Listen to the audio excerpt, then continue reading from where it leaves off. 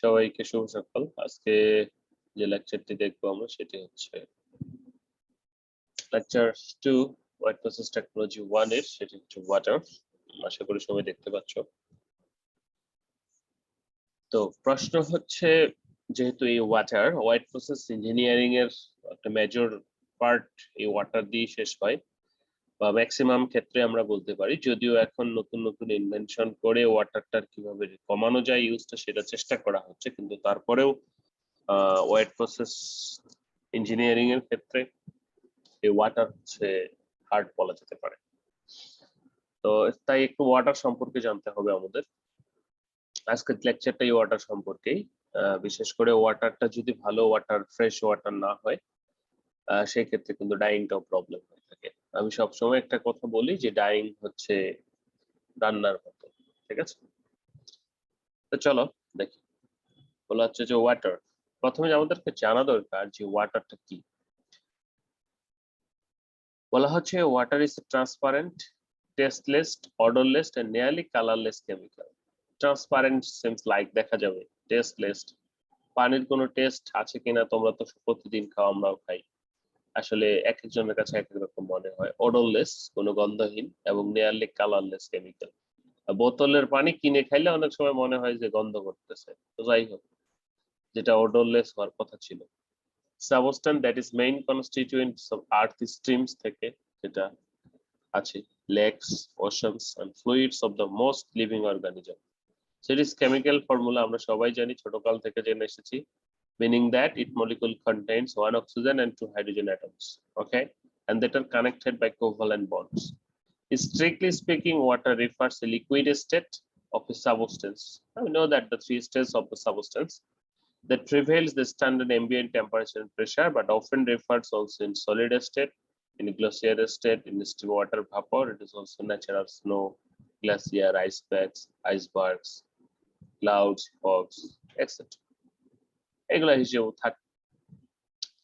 তো ম্যাক্সিমাম ক্ষেত্রেই আমরা ওয়াটারটাকে এরকম অডরলেস, কালারলেস, ইয়েলেস হিসেবে দেখি।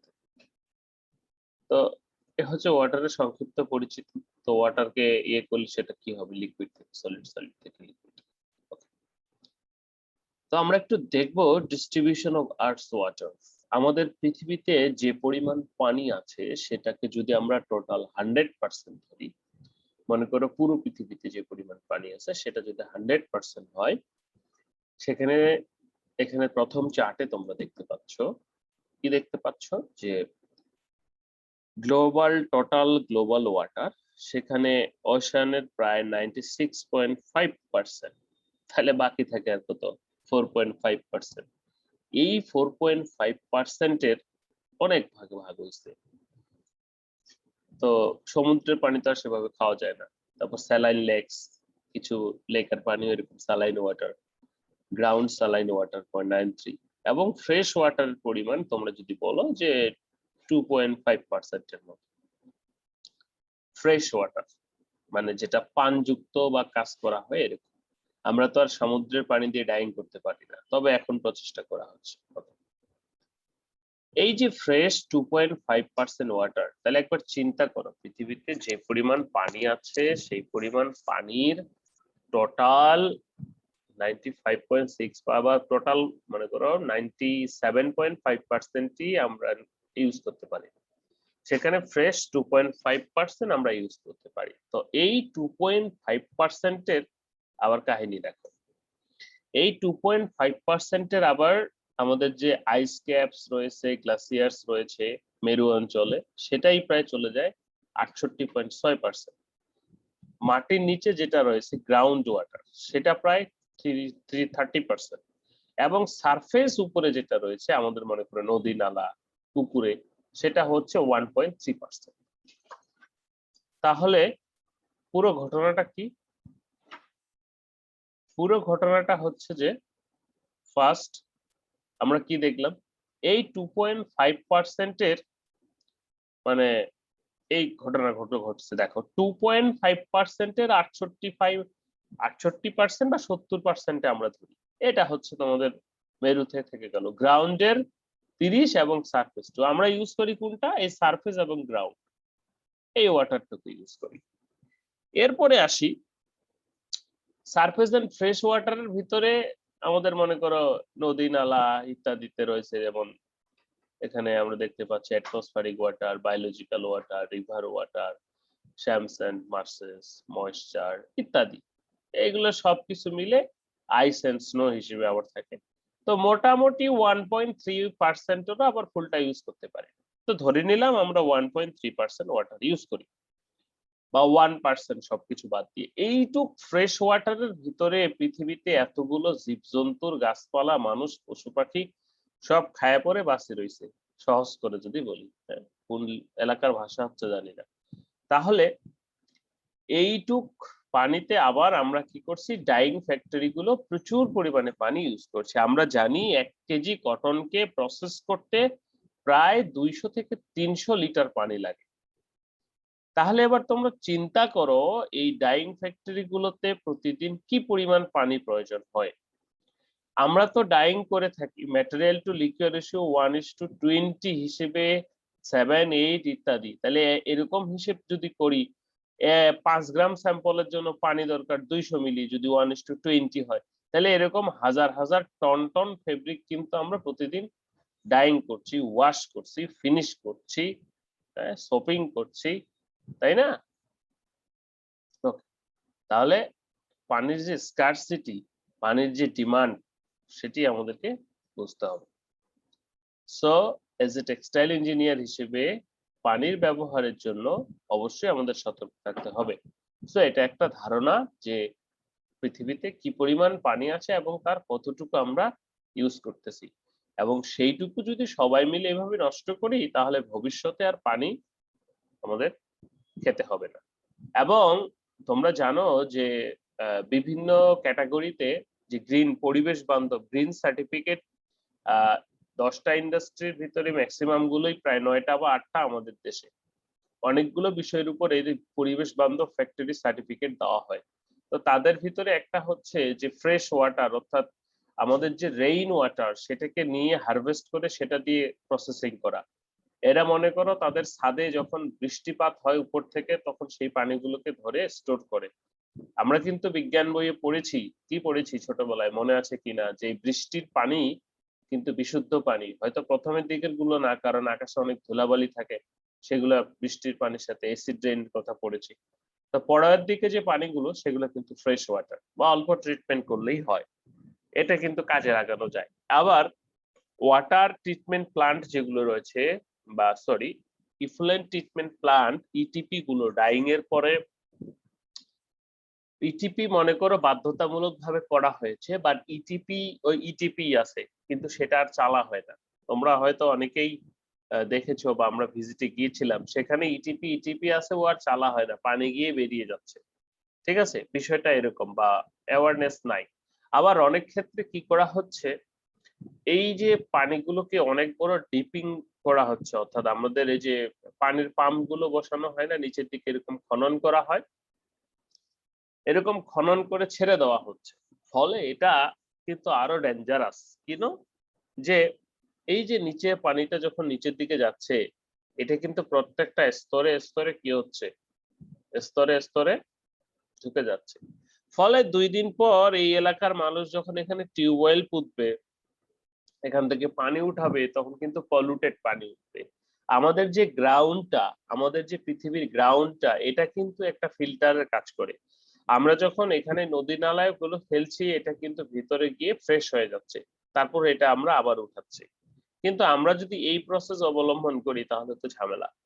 আমরা নিশ্চয়ই বুড়িগঙ্গার পানি দেখেছি, আমরা নিশ্চয়ই আশুলিয়ার এপাশে নদীগুলোর পানি দেখেছি, কি পরিমাণ কালো, তাই না? বা কি পরিমাণ পলিউটেড, গন্ধ করে, যদি তুমি জ্যামে আটকে থাকো সেখান থেকে গন্ধ আসে। আমরাই আমাদের পৃথিবীটাকে, আমাদের দেশটাকে নষ্ট করছি। উন্নত কান্ট্রি গুলা দেখবা এরকম ডাইং ফ্যাক্টরি নাই। আমাদের দেশ গরিব দেশ, এখন তো গরিব নাই, আবার উন্নত হচ্ছে। এই যে ডাইং ফ্যাক্টরি গুলো, এই জন্য সস্তা লেবার, সস্তা প্রাকৃতিক সম্পদ নষ্ট হয়ে যাচ্ছে। So we should aware about it, and বিকল্প চিন্তা করা উচিত আমাদের। ওকে, তো হয়তো তোমাদের ভিতর থেকে কেউ বেরিয়ে আসবে এ ধরনের নতুন প্রসেস নিয়ে। তো এটা যদি আমরা তো এখানে দেখি যে আর্থ ওয়াটার ডিস্ট্রিবিউশন 97.2 যেটা আমরা ইউজ করতে পারি না, fresh water, ice and seas, glacier, freshwater resources, groundwater, lakes, saline lakes, moisture, etc. Now, we should learn about the physical properties of water. Key properties of water রয়েছে? Sub number of color, nearly colorless or hint of the blue. মনে করো যেটা fresh water সেটি সাধারণত colourless হয়ে থাকে, ওকে? But যখন অনেকগুলো পানি মানে যে পানির গভীরতা যত বেশি একত্রিত সেটা কিন্তু ব্লু দেখায়। সাগরের যেহেতু গভীরতা বেশি সেই পানি সাধারণত সেজন্য ব্লু দেখায়, ঠিক আছে? অডর মনে করো যে গন্ধ আছে কিনা, যারা বিশুদ্ধ পানি যেটা সাধারণত আইডিয়াল কন্ডিশন সেই পানির কোনো গন্ধ থাকে না। দেন আস্তে আস্তে যে টেস্ট, এটির টেস্ট আসলে ব্লান্ট, এক একজনের কাছে এক এক রকম বা এরকম কোনো টেস্টলেস। ডেনসিটি যেটি ঘনত্ব সেটি হচ্ছে 1 গ্রাম পার মিলি, মোটামুটি এরকম অ্যাপ্রক্সিমেট থাকে cubic per centimetre. Boiling point 100 degree centigrade, আমরা সেটা জানি। Conductivity, what do mean by যে conductivity, water is a good conductor of heat এবং একই সাথে কিন্তু ইলেকট্রিসিটিও পরিবহন করে। মানে বিশুদ্ধ পানি সাধারণত কম করে, বাট যেটা ইয়ে পানি সেটা কিন্তু করে। স্পেসিফিক হিট কি, water has a high specific heat. The specific heat is the amount of energy required to change the temperature of a substance. এটা তো আমরা জানি স্পেসিফিক হিট, যে এক ডিগ্রি টেম্পারেচার চেঞ্জ করতে যে পরিমাণ ইয়ের প্রয়োজন হয়, শক্তির প্রয়োজন হয়, সেটা এখানে বলা হচ্ছে 75 mole per kelvin, joule per mole kelvin. Surface tension, water has high surface tension, adhesive and elastic. Surface tension কি, যে ছেড়ে দিলে গড়িয়ে যাবে, হেঁটে হেঁটে যাবে না। কোহেশন বলা হচ্ছে water is attract with other water molecule, ওর সাথে যুক্ত হয় সহজেই। কেমিক্যাল প্রপার্টিস এর মধ্যে কেমিক্যাল ফর্মুলা আমরা জানি, ওকে? আমরা এতক্ষণ ফিজিক্যাল বলছিলাম। সলভেশন বলা হচ্ছে dissolve more substance than any other liquid. এটি কিন্তু ওয়ার্ড প্রসেসিং এ ব্যবহৃত হওয়ার আরেকটি কারণ, যে এখানে প্রায় সকল প্রকার সাবস্টেন্স ডিসলভ হতে পারে। সার্বজনীন দ্রাবক। PH, natural water pH 7, which neither acidic or basic. সাধারণত 7 হয়, 7 তো আমরা জানি নিউট্রাল। আমরা যদি পিএইচ স্কেল দেখি 1 থেকে 7, 7 থেকে 14, তাহলে 7 বা 7 মানে 6 থেকে 6.5 থেকে 7, 7.5 লাইক। বিভিন্ন এলাকার পানি পিএইচ বিভিন্ন রকম, যেমন আমি টাঙ্গাইলে কাজ করেছিলাম যেহেতু ছিলাম, সেখানের পানির পিএইচ প্রায় 6 এর পর, অর্থাৎ 6.5 বা এরকম, slightly acidic. Ionisation, water weakly ionise হয়, অর্থাৎ এটাকে যদি আমরা ভেঙে ফেলি ওয়াটার মলিকুলটাকে, তাহলে সেটা কি হবে, H+ এবং কি হবে OH-, তাই না? তাহলে আয়োনাইজ হচ্ছে ক্যাটায়নিক অ্যানায়ন, ওকে? রিঅ্যাক্টিভিটি কি, metal such as gold, silver, copper, tin react হইতো ওয়াটার, মরিচে টরিচে পড়ে যাবে। COD, biological chemical oxygen demand. এটা কি জিনিস? Chemical oxygen demand is the total measurement of all chemical in water can be oxidise. সহজ করে যদি বলি, মনে করো পানিতে তো বিভিন্ন প্রকার দ্রব্য থাকে, অর্গানিক ম্যাটার গুলো থাকে, সেগুলোকে কিন্তু আমরা যখন কি হয়, সেগুলো মনে করে একটা দূষিত পানি প্রকৃতিতে থাকলে সেটা আস্তে আস্তে কিভাবে ঠিক হয়ে যায়, সেটা ঠিক হওয়ার প্রক্রিয়া কিন্তু অনেকগুলো। তার ভিতরে একটা হচ্ছে কেমিক্যাল অক্সিজেন ডিমান্ড। সেটা কিরকম, এই যে অক্সিজেন পানিতে থাকে, সেই অক্সিজেনের ফলে কিন্তু আমাদের যে ম্যাটার গুলো রয়েছে অর্গানিক ইনঅর্গানিক, সেগুলো কিন্তু অক্সিডাইজ হয়ে যাচ্ছে। তো সেজন্য সেটাকে বলা হচ্ছে পানিতে যে পরিমাণ এ ধরনের ম্যাটার আছে সেগুলোকে অক্সিডাইজ করে পানিটাকে শুদ্ধ করতে যে পরিমাণ অক্সিজেনের প্রয়োজন হয়, সেটাকে আমরা কেমিক্যাল অক্সিজেন ডিমান্ড বলছি। ডিও যেটা ডিসলভ অক্সিজেন এবং কেমিক্যাল অক্সিজেন ডিমান্ড কিন্তু ভিন্ন জিনিস। তাহলে কেমিক্যাল অক্সিজেন ডিমান্ডটা কি? এটি হচ্ছে যে পানিতে যে পরিমাণ ম্যাটার গুলো রয়েছে, সেগুলাকে ইমপিউরিটিস গুলো রয়েছে, সেগুলাকে অক্সিডাইজ করে পিউর করতে যে পরিমাণ অক্সিজেন দরকার হয়। সেজন্য এখানে বলেছে chemical oxygen demand is the total measurement of all chemicals in the water that can be oxidized.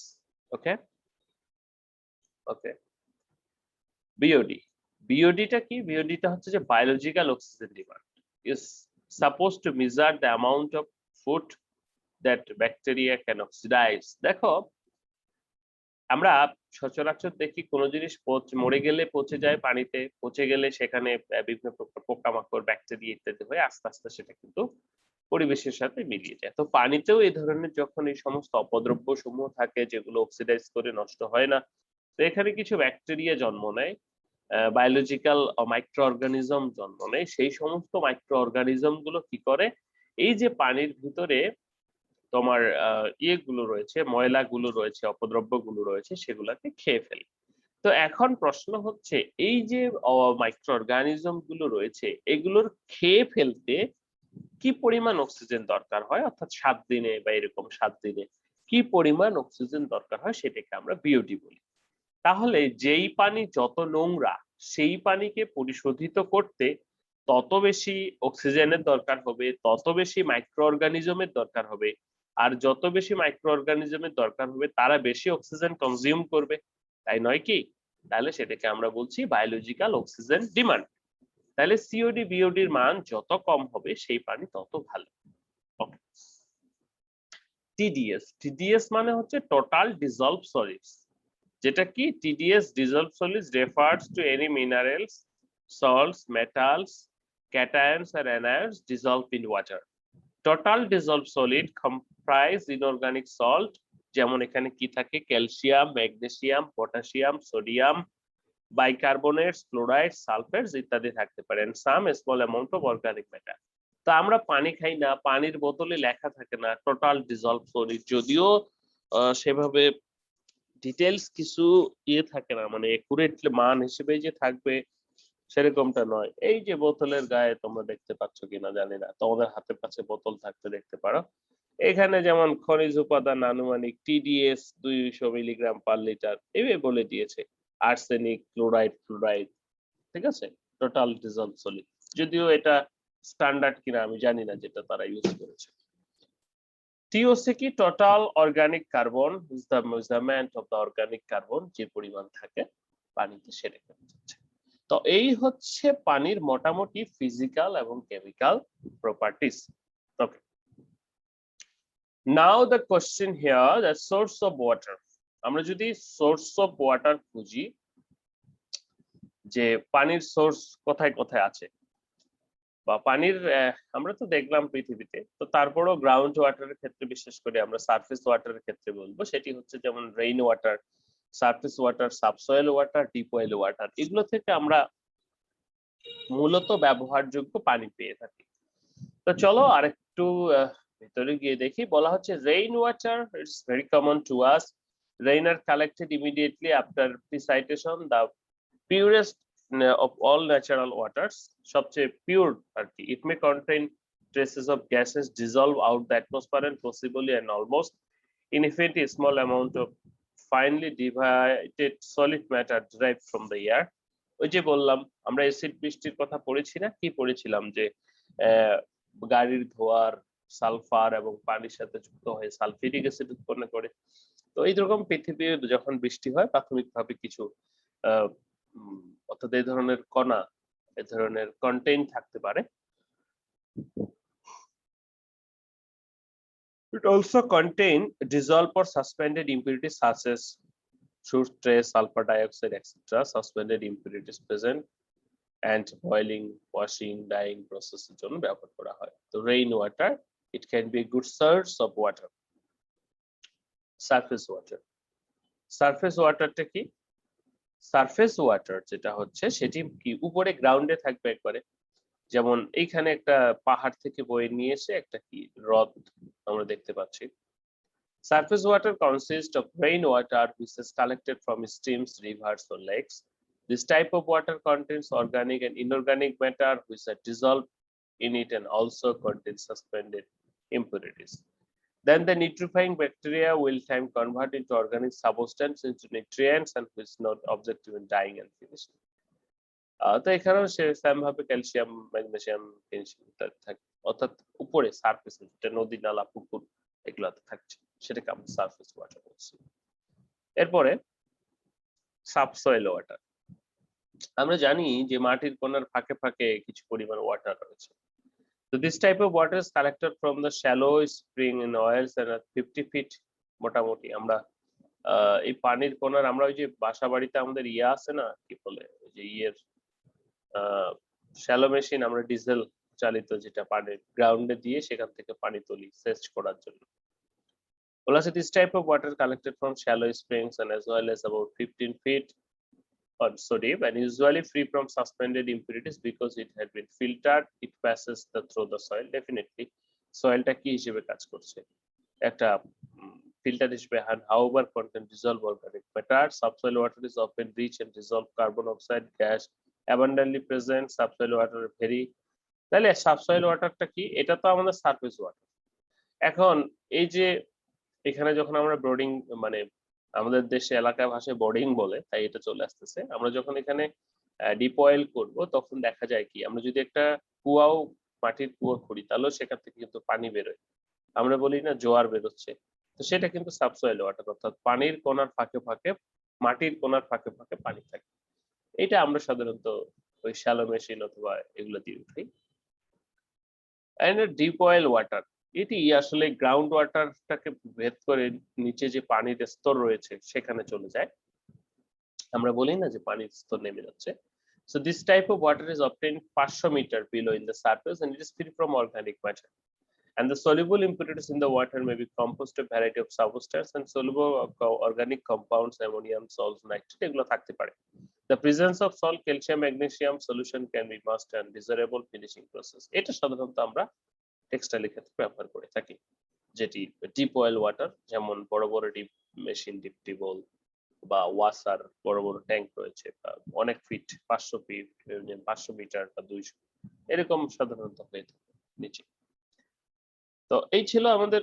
Source of water rain water surface water subsoil water deep well water now types of water আমরা যদি বলি আমাদের দুই ধরনের water রয়েছে একটা soft water আর একটা হচ্ছে hard water soft water and hard water সম্পর্কে আমরা ছোটবেলা জেনেছি খর পানি এবং মৃদু পানি সম্পর্কে তো সেটি সফট ওয়াটার কি বলছি যেখানে ক্যালসিয়াম এবং ম্যাগনেসিয়াম আয়ন গুলো থাকছে না বা যে পানিটা ক্যালসিয়াম এবং ম্যাগনেসিয়াম আয়ন ফ্রি সেটাকে আমরা সফট ওয়াটার বলছি তাই না সহজ করে বলবো যেখানে ক্যালসিয়াম এবং ম্যাগনেসিয়াম আয়ন নেই সেটিকে আমরা সফট ওয়াটার বলছি so it produce a rich foamy leathery with soap and this is essential for soap and then effective emulsifying agent and darts যদি থাকে এটা কি হয় আমরা পড়েছি না খর পানিতে সাবান বেশি লাগে ফোমি হয় ময়লা পরিষ্কার হয় না তার আরো বেশি ময়লা হয় like with the hard water the soluble calcium salt of soap reacts with the alkaline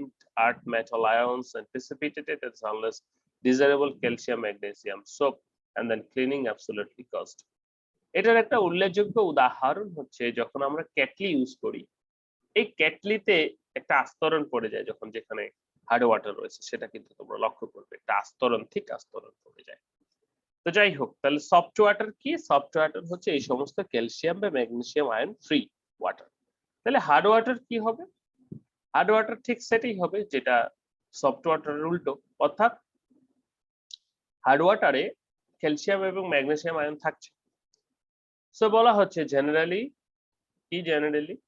যে soap creates foam in water and but in presence some material certain reduce the need soap and producing foam and condition is water hardness তো এগুলো যদি calcium magnesium থাকে তারা এই ধরনের problem সৃষ্টি করে so water hardness hard water is that a high mineral content then presence of calcium magnesium ions দেখো হার্ড ওয়াটারে ক্যালসিয়াম ম্যাগনেসিয়াম আয়নস থাকবে কিভাবে থাকবে এটা একটু জানা দরকার বাইকার্বনেট হিসেবে থাকবে ক্লোরাইড হিসেবে থাকবে সালফেটস হিসেবে থাকতে পারে তাহলে তখন আমরা একটা হার্ড ওয়াটার বলছি অর্থাৎ ক্যালসিয়াম ম্যাগনেসিয়ামের উপস্থিতি তো হার্ড ওয়াটার প্রশ্ন হচ্ছে ক্যালসিয়াম বা ম্যাগনেসিয়াম মানে কি রকম ভাবে থাকবে কোন ফর্মে থাকবে সেটা হতে পারে বাইকার্বনেট ক্লোরাইডস অথবা সালফেটস The water which contains these salts is called hard water and calcium usually enter in the water CaCO3 in form of limestone or calcium sulfate and magnesium from dolomite পড়েছি আমরা তিন প্রকার খনিজ বিজ্ঞান বইয়ে calcium and magnesium carbonates in limestone are relatively insoluble This is the main problem. They're insoluble, and the action of dissolved carbon dioxide water can leach them out from more soluble bicarbonates. তো শোধক চুনের পানি বলি না আমরা, calcium কার্বনেটের সাথে পানি যুক্ত করলে শোধক magnesium আমরা পড়েছিলাম, মানে বা ক্যালসিয়াম পানি যুক্ত। তাহলে হার্ড ওয়াটার কি বললাম? হার্ড ওয়াটারে তাহলে কি হচ্ছে আমাদের? হার্ড ওয়াটারে যখন ক্যালসিয়াম বা ম্যাগনেসিয়াম আয়নগুলো উপস্থিত থাকছে সেটাকে আমরা বলতেছি হার্ড ওয়াটার।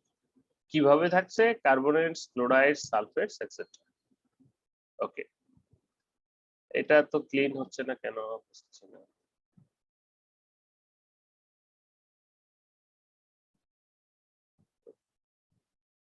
না হচ্ছে এটা, না হচ্ছে এটা। ওকে, হার্ডনেস অফ ওয়াটার। তাহলে আমরা তো জেনে গেছি এটা তো আবার দুই প্রকার, একটা হচ্ছে টেম্পোরারি হার্ডনেস আর একটা হচ্ছে পার্মানেন্ট হার্ডনেস।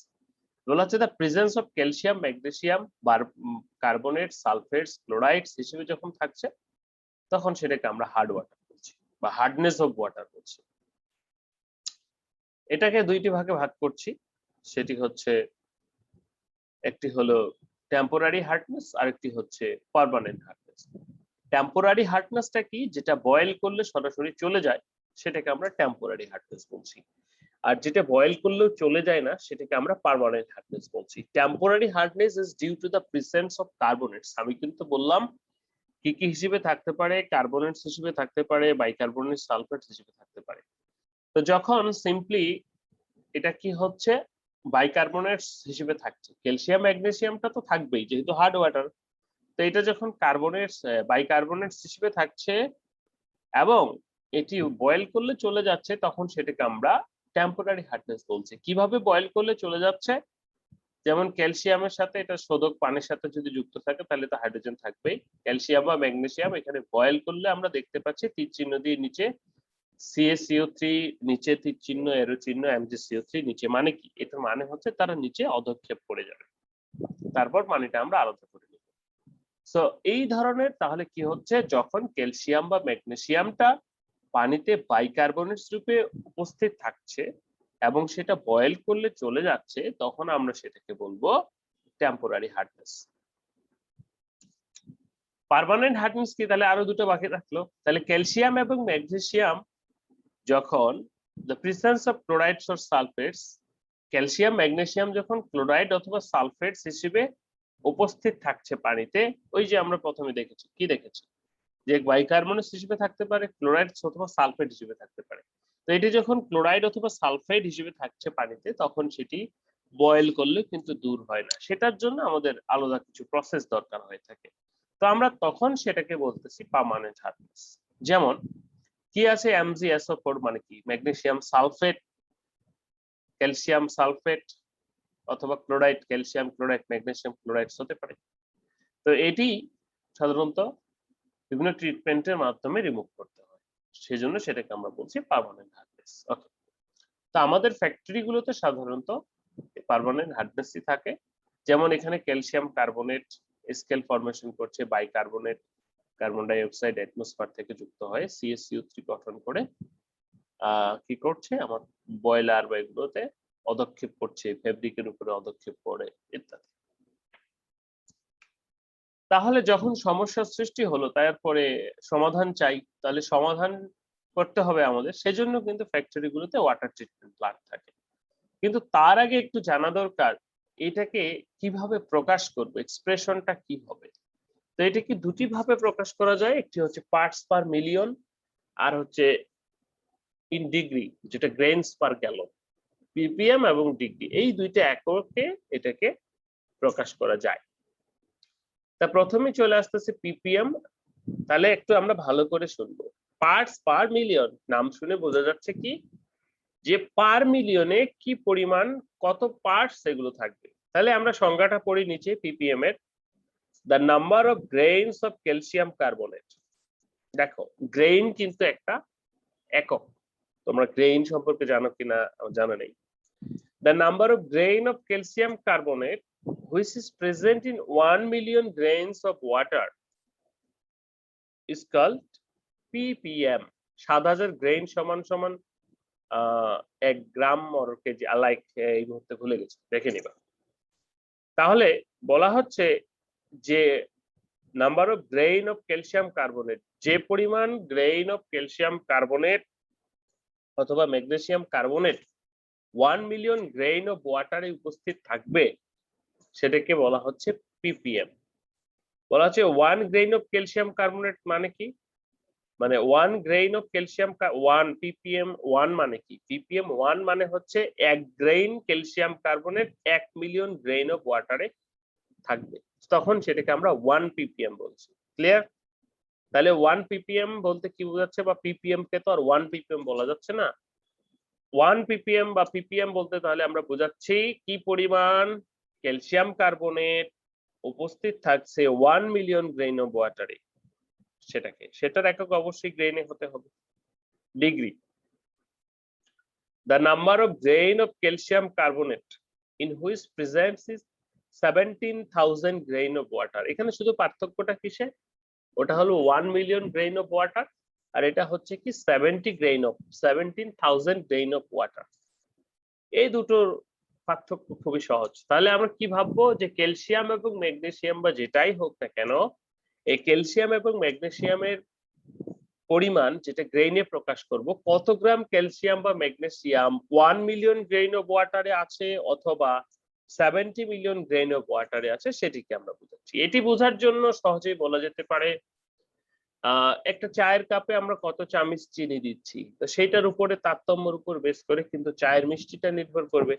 তাহলে এখানে ppm অথবা ডিগ্রির পরিমাণ যত বেশি হবে আমার কিন্তু ওয়াটার হার্ডনেস এর পরিমাণ তত বেশি হবে, কারণ তত বেশি পরিমাণ থাকছে। ওকে, এখানে একটা রিলেশন আছে, ppm সমান ডিগ্রি ভাগ 0.07। কারণটা কি, এখানে এদিকে তো দুটো সমানই আছে যে যত গ্রেইন থাকবে, ঝামেলাটা হচ্ছে একটা হলো 1 মিলিয়ন গ্রেইন অফ ওয়াটার আর এটা 70,000 গ্রেইন অফ ওয়াটার। তো 1 মিলিয়ন কে 17,000 মানে 17,000 কে 1 মিলিয়ন দিয়ে ভাগ দিলে 0.07ই আসে। সেটা ডেরিভেশন এখানে দেখাইছে কিনা আমি জানি না, দেখাইনি। এটার একটা ডেরিভেশন আছে যে এই যে ppm is equal to degree by 0.07 কিভাবে আসলো। এটা খুবই সহজ, এখানে যেহেতু ইয়েটা থেকে আসবে আমি ডেরিভেশনটা পরে করে দেব, বা তোমরা নিজেরাও করতে পারো যে 1 গ্রেইন মানে 1 মিলিয়ন 1 গ্রেইন ধরে নেই, 1 গ্রেইন থাকে হচ্ছে 1000 মিলিয়ন ওয়াটারে, 1000 মিলিয়ন গ্রেইন সমান কত হাজার গ্রেইন ওয়াটার সেটা বের করতে হবে, সেটা দিয়ে এখানে 17,000 গ্রেইনটাকে ভাগ দিবে, তাহলে হয়ে যাবে। এছাড়াও আরো কিছু ডিগ্রি রয়েছে, যেমন জার্মান ডিগ্রি, সেটি হচ্ছে 10 গ্রাম ক্যালসিয়াম কার্বনেট 1 লিটার ওয়াটারে থাকবে, সেটাকে 1 জার্মান ডিগ্রি বলা হয়। ফ্রেঞ্চ ডিগ্রির ভিতরে 10 গ্রাম ক্যালসিয়াম কার্বনেট 1 লিটারে কেটে যাবে, আবার জয়েন করো, অ্যাটেন্ডেন্স শিট দেওয়া আছে গুগল চ্যাট রুমে, জুম চ্যাট রুমে। ফ্রেঞ্চ ডিগ্রি 10 মিলিগ্রাম 1 লিটারে, আমেরিকান ডিগ্রি 1 মিলিগ্রাম 1 লিটারে, ব্রিটিশ ডিগ্রি 10 মিলিগ্রাম 0.7 লিটারে, অর্থাৎ এগুলো একটু মনে রাখতে হবে। ওকে, এবার চলো আমরা যাই একটু standard water quality for textile dye house. টেক্সটাইলের জন্য কি পরিমাণ স্ট্যান্ডার্ড ওয়াটার কোয়ালিটি আমাদের দরকার হয়। তাহলে পিএইচ কত থাকতে হবে, 7 থেকে 8। Water should be colourless and odourless. Total